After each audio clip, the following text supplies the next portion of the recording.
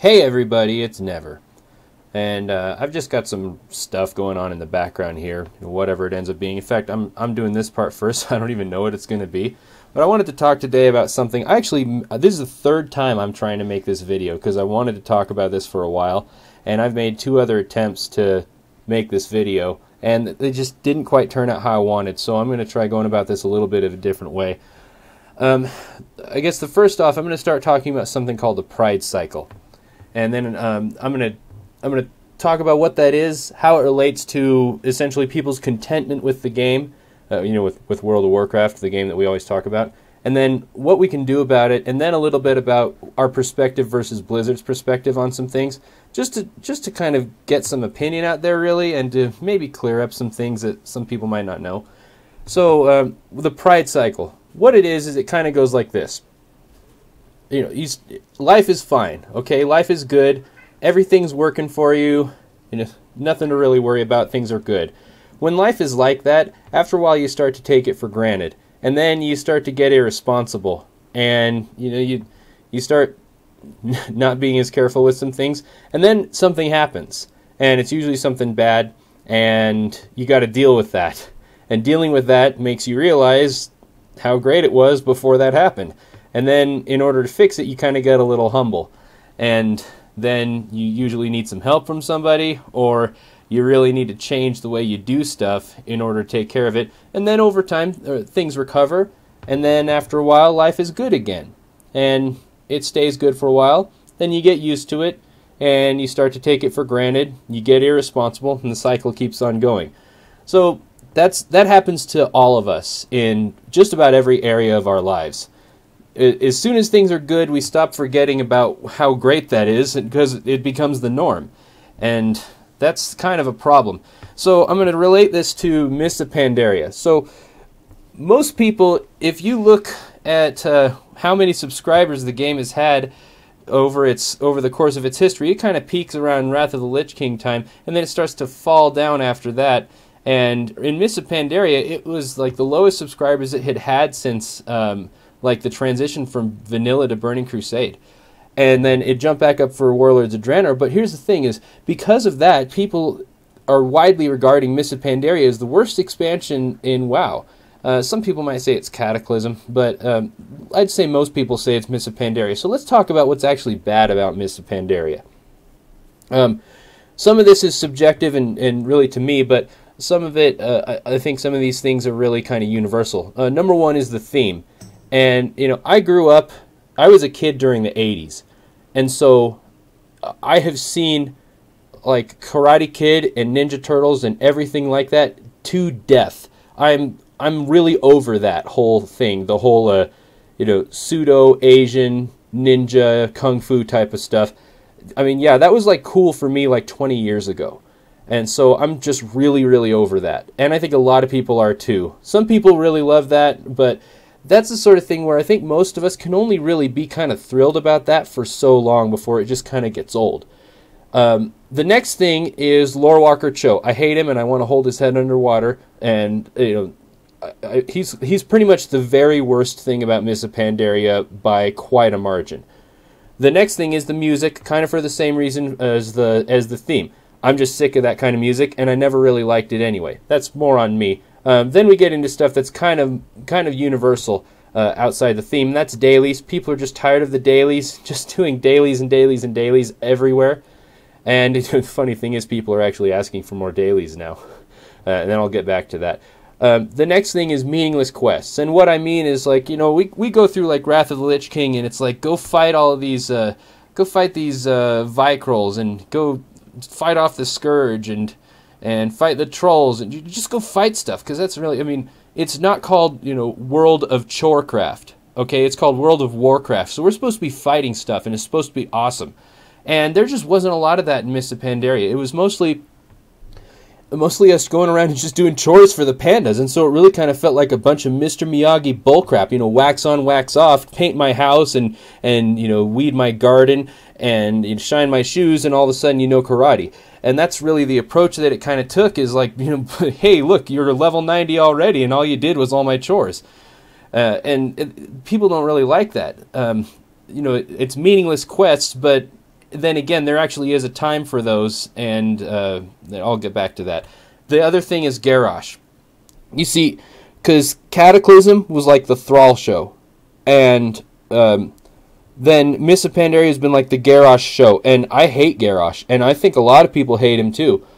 But he just kind of wrecked everything, and it was always about Garrosh, just all the time. And I can't even remember the other people in there except for Lorewalker Cho, who was my sworn enemy for eternity. Everyone else, I'm like, okay, who is that? I don't care. Like all the pandas, I know what some of their names are just because I keep seeing them. Like Terran Zoo, I know who that is because I have to do pet battles against him once in a while. Other than that, I don't even know who they are because I don't care. And they just weren't memorable because they were all pandas, and I didn't care about them. So all of that said, here's what's actually good about Mists of Pandaria. The new talents. Not necessarily the new talent system, because I still think I liked the old talent system maybe, but I don't know. I don't really mind the new talent system that much. But the new talents, the actual abilities themselves are the talents I thought were really good. The boss mechanics in most of the dungeons and the raids, at least when they were challenging, were actually really good. There were some really cool fights in there. The Garrosh Hellscream fight specifically was one of my favorite fights that I've ever done. Really like the mechanics on that one. The new battlegrounds, while I'm sick of the theme that they had, and like just saying the Temple of Katmogu makes my spine twist, I really thought that those were cool battlegrounds, and I'm glad that the gameplay is there. Pet battles, I mean, on this channel we don't need to talk very long about how great pet battles are. That's kind of obvious. Toys, I don't mean the toy box, but I mean most of the items that went into it came from Mists of Pandaria. There's a lot of really good ones that most of us don't even have it yet. The story, believe it or not, the story that I actually saw was pretty interesting. The Rathian part of the story was really good. There was a lot of humor, and this gets back to those meaningless quests where you're just doing chores. The funny thing about those are sometimes I do like a break from just the glorious combat quests, and I like to do something silly and funny. Like a lot of the stuff you do with the Hosen were really funny, and even like the squashing the marmots quest, that's funny, and those are fun now and then. It would have been maybe nice if they had like a couple of factions that had quests like that, and the rest of them were kind of business as usual, Warcrafty stuff. The Legendary Quest was a really good thing. I thought that was a brilliant idea, and I'm really glad that they're doing another one. The rare spawns and that whole system with them dropping some cool stuff, and then related to that, the Timeless Isle and everything to do with that, I thought was wonderful. Except for that whole frog farming thing toward the end, that got a little nuts. But no flying, and just the questing and discovery system in Timeless Isle was phenomenal. The personal loot system is another really, really good one. And then the bonus roll system along with that. I mean, so there's a lot more good things about Mists of Pandaria than bad things. So what's going on here? How is it that this is the most hated expansion and there's so much good stuff added in it? Well, part of that comes down to what your perspective is. Okay, so I'm going to talk about this guy named Obi-Wan Kenobi, and I'm going to spit out some foul blasphemy here for a minute, but just bear with me till I get through it and make my point. So there is this Jedi. All right, if you're not familiar with Star Wars, then I don't really know where you've been. And just kind of try and follow along. There's this Jedi, and they're like a hero anyway, named Qui-Gon Jinn. Now, as a reviewer, a popular movie reviewer that I really like the opinions of, said once they probably called him that because he's always drinking gin.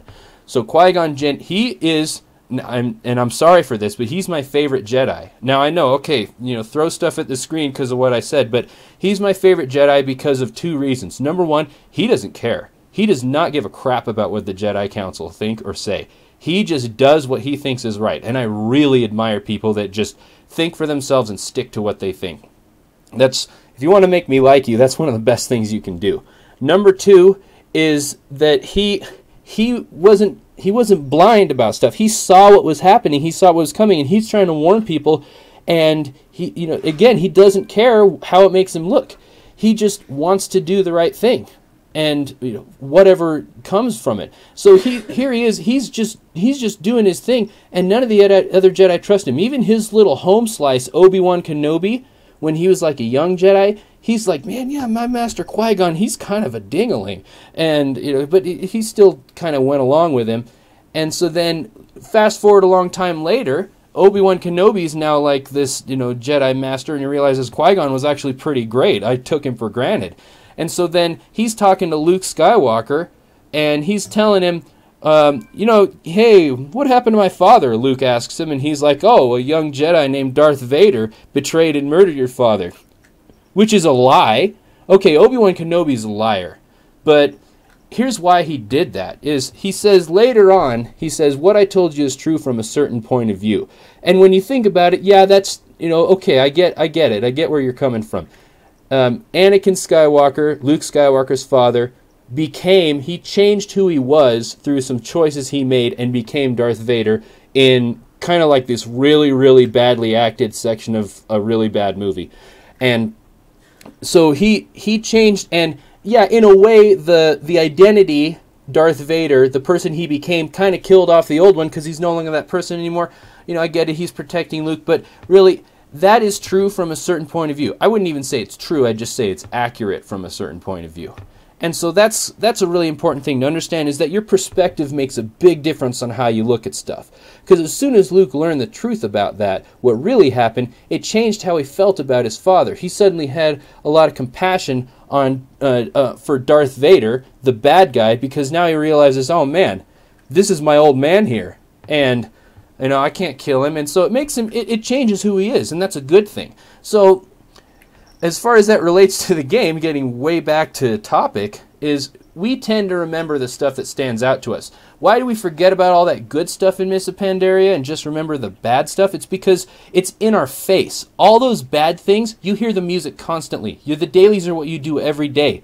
The theme is in your face all the time. And it's really easy to forget about stuff like, oh yeah, that was a really cool boss fight. Or that rare spawn was really fun. Or the legendary quest, well, when I was done with it, I never thought about it again. Or man, I really love getting bonus rolls so I can get more chances and kind of choose my luck. So it's easy to forget about that stuff, but the bad stuff is always right in your face. And it makes us think that Mists of Pandaria was worse than it actually was, because it actually wasn't that bad when you think about it. I mean, a lot of us played through it. It wasn't super great, but there was some good stuff that came from it.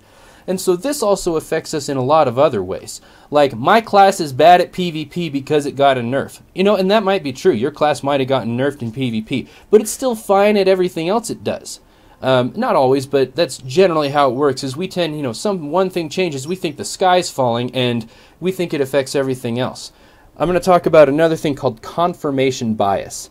If anyone's ever bought a car, you buy a car, all of a sudden, everyone's got that car. You see that car everywhere. Why? It isn't because anyone else bought that car more than they were before. It's because you're familiar with that car now. You're used to looking for it in the parking lot. You're used to identifying it when you see it. And now, all of a sudden, you see it everywhere.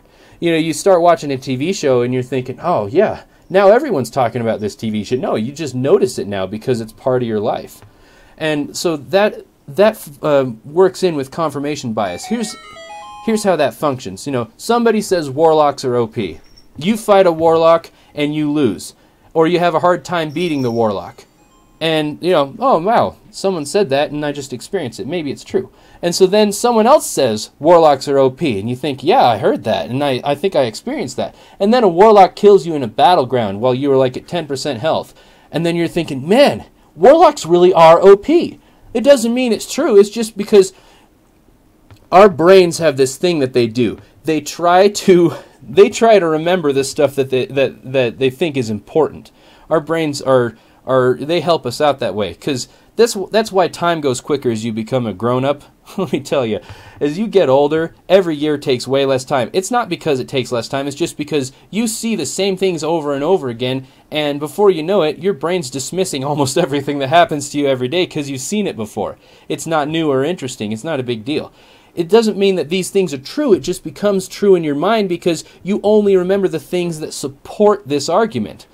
And so that falls in line with an experiment that was done. So they got a bunch of people. Usually these type of studies, you need 100 people for it to be even countable. So let's just say they had 100 because I don't remember how many they had. You get 100 people and you have them look at 3 different paintings. And everyone's supposed to choose which painting they like the best. And so they have everyone choose the painting, and 50 of those people, half of them, they send them the painting that they chose. And when they did a little survey about how happy they were with the painting, most of them were like moderately happy. They were like 60%, 60 out of 100 happiness So, like, you know, they were 60% of the way happy with what they got. So, pretty good. They were happy with it. But then they took the other half of the people and sent them a painting they didn't choose. And they got the wrong painting. And at first, they were like, oh, man, I got the wrong painting. But then, after not very long, after a little bit of time, you went back and they surveyed these people to find out about how happy they were with the painting. And most of them, it was like an 85% happiness. Because their brain tells them that everything's better off for what happened. And this is kind of a survival instinct that we have. When something doesn't go our way, if we realize we can't change it, we have a very strong tendency to find reasons that that is better than what we wanted in the first place. It makes it so that we stop worrying about it and we're just okay with it. And this is a really important thing because it falls right in line with confirmation bias. This is confirmation bias working for us in a good way, because it's helping protect you from continually wallowing in that disappointment because something didn't work out the way you wanted it to. So through this, it allows us to survive things psychologically, but it also means that we get our opinions, and sometimes we'll see stuff that supports it and we'll ignore the stuff that counteracts it, and suddenly we think we're right, but we're not. So there's two basic drives for people. One is to be right, and the other is to be correct. Being right requires effort. And if you're going to really be right about something, it's not that it's just you heard it and you think it's true. It just means that you actually have done some work and you know. And at least you know as good as you can. It's like is the world round? Well, if you do enough research, you'll find out that it turns out it actually is round, and that's fine. That's good. It's not flat. But if somebody tells you something, I guess world round's not a very good example, but the point is, it's like what Indiana Jones says in Indiana Jones and the Last Crusade. There's a difference between fact and truth. Fact is basically the best information you've got on a subject in short notice. It's, here's the best we know. Those are the facts. The truth is something that's pretty much unchangeable. And it's really hard to identify truth, because how do you know something for absolution? But truth is meant to be fairly absolute, whereas fact is dependent on circumstance. So being right is based on truth. Being correct is based on fact. And being correct is a lot easier, because being correct, you can fool yourself into being correct, and you think you're right because of confirmation bias, and it turns out you're actually not right at all, but you still feel like you're right, so it's good enough, instead of actually taking the effort to be right about something. This has happened with boss fight mechanics, where it's like, okay, who gets the first bite on Blood Queen? And there was like this big argument all the time over, well, it's the second place on her threat list, or no, it's whoever does the most DPS that isn't a tank, or it's whoever's farthest away from her at the pull. All of these crazy things that happen, and I don't even remember if it changed or not. But right now, you know who gets the bite? If you want to guarantee you get the bite on Blood Queen, just make sure that you're the only one with aggro when she does the first bite. So if you're soloing it, there you go. But at the time when it was actually current content, we could not decide what made her do the first bite. Nobody knew. So there's something that politicians go through a lot. And I know I'm going around a lot of different things here, but it's all going to come back to something, so just sit tight. There's something politicians get blamed for a lot called flip-flops. And now I'm not going to say I like politicians, because I really don't. And that's a whole other video, maybe even a whole other channel if I wanted to get into it. But people get on the case of other people for flip-flopping, for changing their mind about something. And it's just the dumbest thing I've ever heard. If you thought something a certain way, and you thought that was right, but then you learn new information that changes or challenges that view, if you don't act on that new information and change your point of view because of it, you're an idiot, and you're not doing anyone any good. So this whole, it's so much, I'd much rather have somebody change with new information than just ignorantly sticking to things because they feel like they want to have always had it figured out. No one's always had it figured out. Everybody's figuring it out as they go. So you've got to be right about the information that you have. And you can only be right if you do your research and if you're willing to go through the work to find out. If you just want to take what you hear and just take the quick facts about it, then It's your information and your opinion is only as good as those facts, and facts are pretty limited. So when it comes to the game, we think we know what Blizzard should do. Okay, we think that we can tell them what to do or how their game works or whatnot. And the fact is, we just don't have the information that they do. Now, I'm not on Blizzard's payroll or anything. I don't get any benefit from them for saying this. This is actually, I'm just saying this because I believe it. You know, Blizzard is a business. They're here to make money by providing products and services. And you know, if we like their products and services, we pay for them and we use them. If we don't, then you just stop. But the idea behind a business is you want to make that business as successful as possible. In a subscription-based game like World of Warcraft, the most important thing that they can do is called customer retention. It is so much better, so much less cost, and so much better results to keep existing customers than it is to acquire new ones. Acquiring new ones requires a lot more resources and a lot more trouble. Keeping existing ones is way more efficient. And so that's what their focus is going to be. You notice that they don't run commercials all that often? I mean, they do sometimes, and they do some advertising, but it's really only when really new stuff happens or when they've got so many subscribers that the only thing they can do is grow because they've got a solid, continuous subscriber base. This is information we don't have any visibility to. We can see what their subscriber base was, but we don't know how much of that is turnover or how much of it is consistent. There's so much stuff we don't see. We don't see all of the ways they have to track fights. You know, we do all of our DPS counting based on patchwork fights, which like almost don't exist. There's only a few fights. You can count on one hand the number of real raid bosses that are patchwork fights. And we base so much stuff on it, it's just dumb. And so we don't have the same level of information they do. We can work on the facts, but we can't really work on the truth because we don't have a way to see it. And I don't think there's a problem with that. You know, that's Blizzard's job. They've got grown, intelligent, adult human beings going to work for 8 or so hours a day to make this game as good as it can be to retain customers. And so when we come out and we're saying stupid stuff like Blizzard hates this class or Blizzard doesn't care about such and such thing, you know, that's just the dumbest thing I've ever heard. You know, why in the world would they even do that? They made the classes because they wanted people to be interested in playing them. It just boggles my mind. They don't hate a class. They don't want to bring you down. It's not classism, or if that's even a word. They want people playing each class to have a good time. But they also want to make sure that all the other people playing against that class have a good time too. That's where they try and balance it as good as they can. Sometimes they try new stuff because maybe it'll make the game better. And there's no way to know until they actually give it a shot. If it doesn't work, they change it. I mean, look at the hotfixes that have come out for just the first few days in January 2015. There are so many things in there that they are doing as a direct result to what the players have asked for. As far as a company listening, it's hard to find a better example of a game company that listens to people than Blizzard. Okay, you know, I'm done.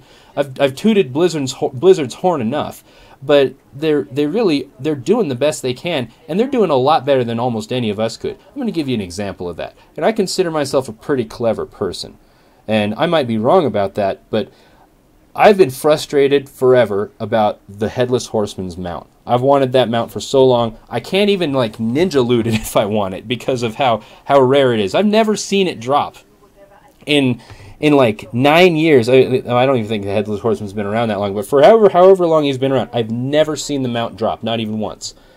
And so I thought, well, here's how we should fix this. We should have that candy currency or whatever the currency has been throughout the time, because I think it's changed a couple times. We should be able to save that up over 2 years or so and then buy the mount, and then it's guaranteed you're going to get it.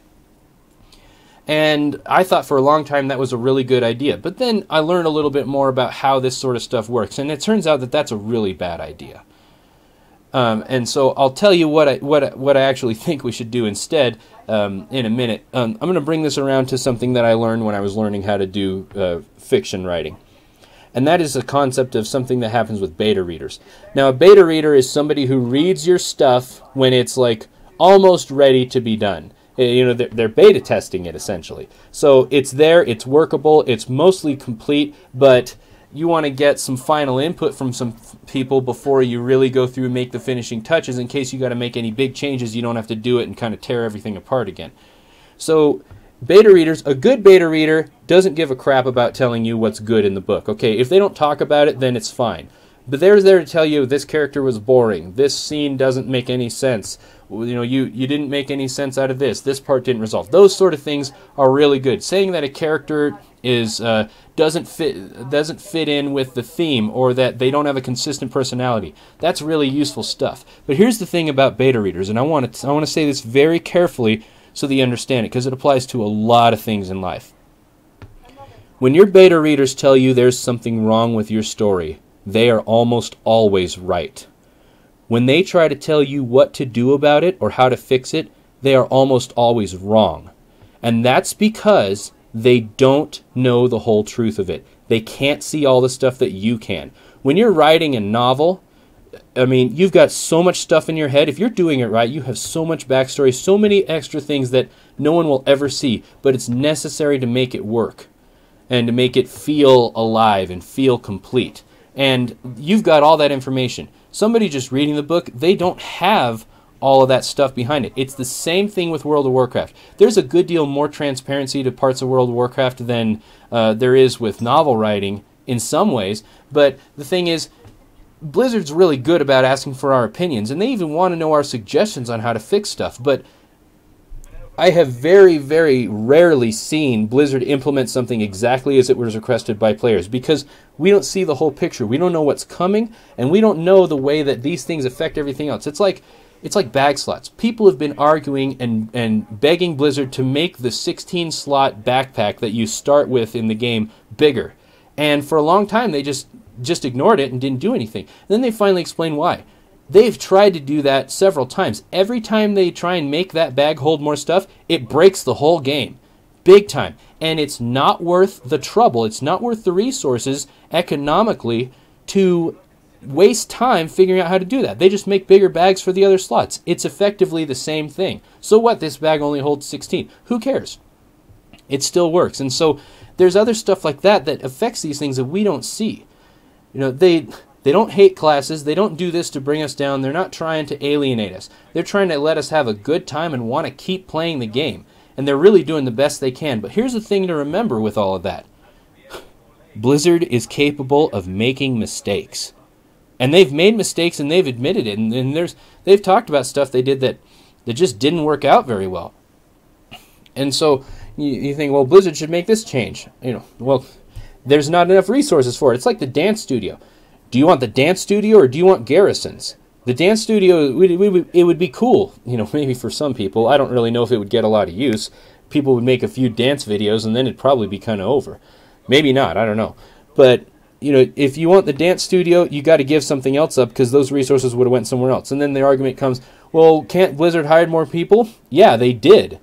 And it took them a long time to train those people up to speed. And that's why Siege of Orgrimmar was current raid content for 700 days. Well, can't they hire even more people? Not more than they should. If they had too much staff, then they might need to lay people off sometimes, or they wouldn't meet acceptable margins to stay in business. But Blizzard is like huge, and they're all rolling in money. You know, it's a business.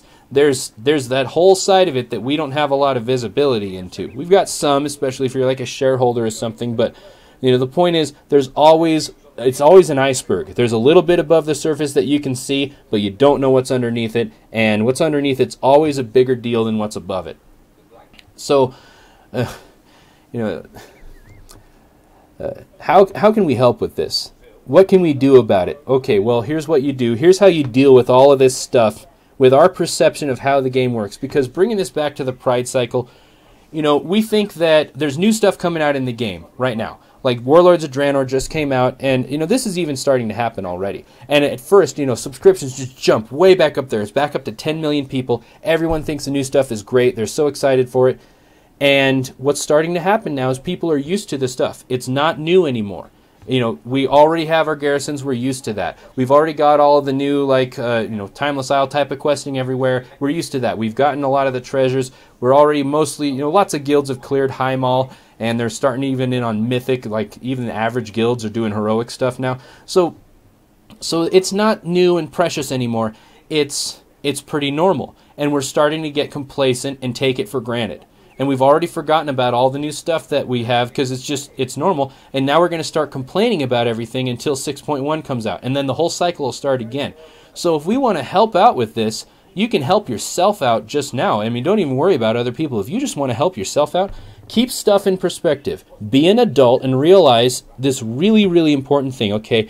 This is, me and my wife, we made this our family motto, and we tell this to our kids. It's really good advice.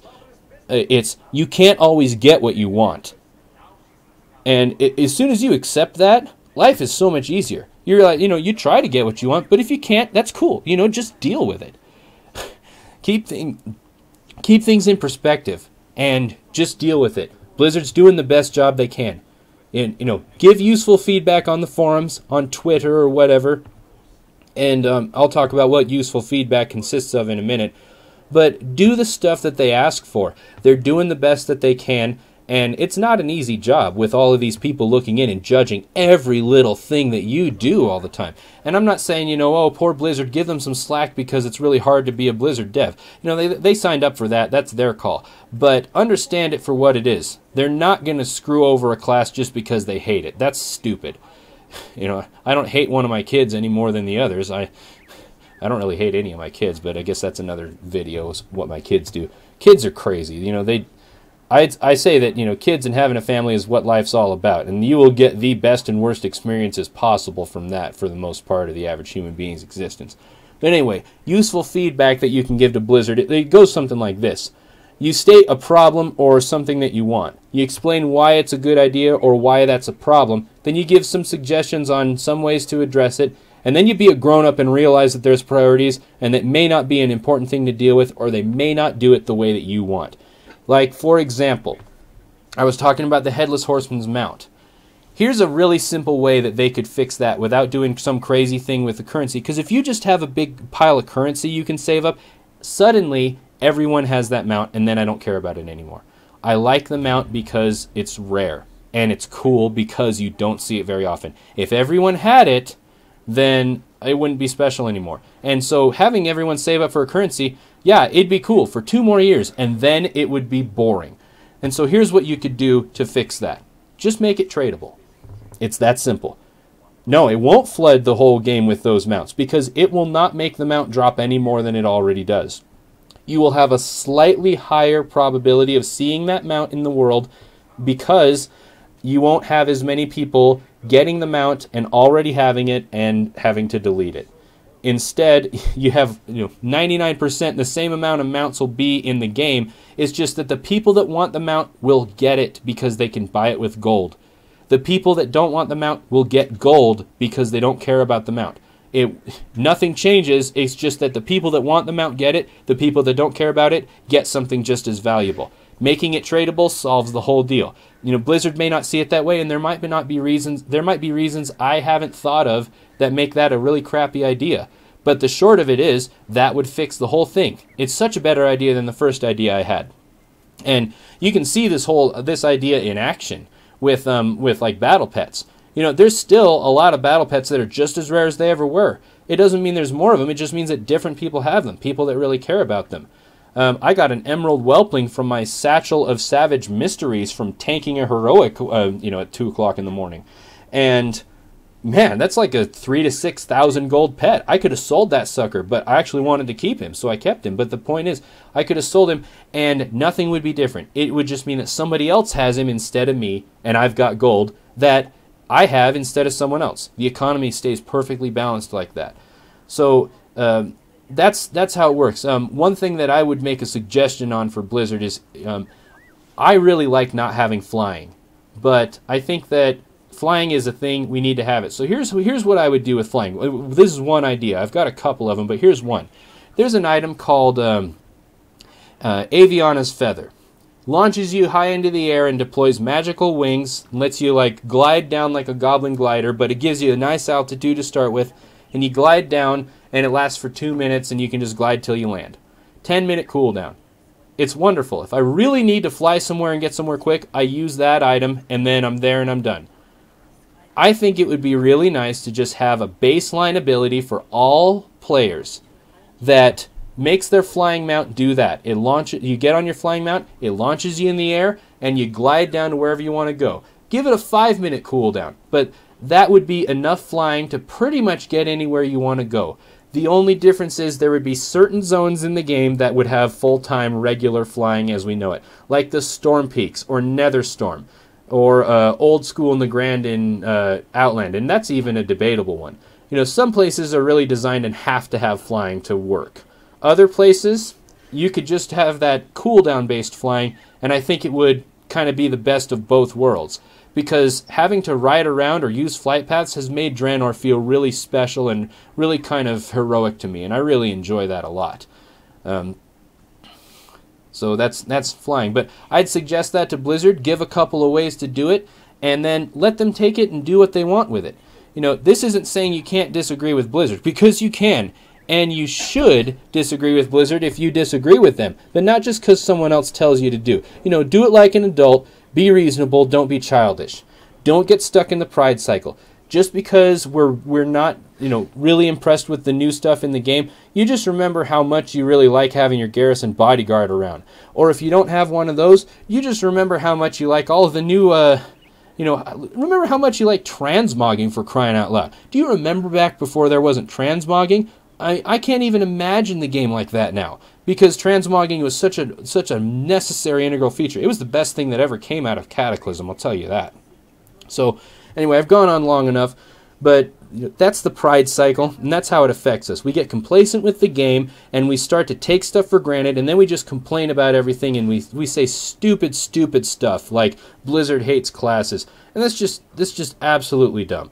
Don't be an idiot and say things like Blizzard hates this class or Blizzard hates that class, because it's just really showing that you don't think things through. And if I've offended anybody by saying this, I'm kind of glad, because you're the people that I really don't want to hear in the community. We need to keep the community nice and happy, full of people that are positive and think for themselves. If you think that a class is imbalanced, then say so and say why. Blizzard doesn't hate a class. They just might need to balance it a little better. But cranking about it like that doesn't do anyone any good, and I wouldn't mind if everybody who cranks like that just left the game and we went down to however many people are actually good players, because there's a lot of good players out there that make the experience wonderful, just as much as bad players can ruin stuff. So that's I guess kind of my rant on the pride cycle and how it affects everyone. If this information was useful to you, or you want some more details, or you got questions about any of it, leave a comment, like the video, or share it with your friends. Subscribe to the channel. I've got more stuff like this coming. I've got a lot of things I've wanted to talk about for quite a while, and I'm just getting my notes together. I don't want to do a lot of long discussion videos for too often, because it just gets really, really chatty, and I don't really have a lot to show with this. But thanks for watching. Okay, thanks, bye.